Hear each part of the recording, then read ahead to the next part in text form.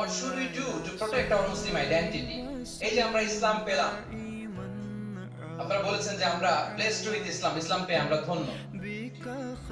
তো এই মুসলিম আইডেন্টিটি, আমাদের এই মুসলিম পরিচয়, এটাকে আমরা রক্ষা করব কিভাবে? এখানে বেশিরভাগ তরুণ যুবক, মাশাআল্লাহ, আপনাদের উদ্দেশ্যে সামান্য কয়েকটি পয়েন্টস বলেই যে আমাদের মুসলিম আইডেন্টিটিকে আমরা কিভাবে প্রোটেক্ট করব, কয়েকটা পয়েন্ট বলেই আমি আমার আলোচনা শেষ করব ইনশাআল্লাহ। মৌলিকভাবে যদি বলতে হয়, আমাদের এই মুসলিম আইডেন্টিটি যদি আমাদেরকে প্রিজার্ভ করতে হয়, প্রোটেক্ট করতে হয়, সর্বপ্রথম যেটা আমাদেরকে করতে হবে সেটা হচ্ছে অন টাইমে আমাদেরকে সালাত আদায় করতে হবে।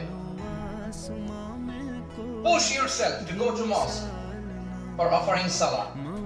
প্রথম হিসেব নেবেন, এনএসইউর যুবক ভাইয়েরা আমার দিকে তাকান। প্রথম আল্লাহ তাআলা হিসেব নেবেন কিয়ামতের ময়দানে এই সালাতের। আউয়ালু মা ইউহাসাবু বিহিল আবদু ইয়াউমাল কিয়ামাতি আস-সালাহ। এবং ঈমান আর কুফরের মাঝে পার্থক্য হচ্ছে এই সালাত।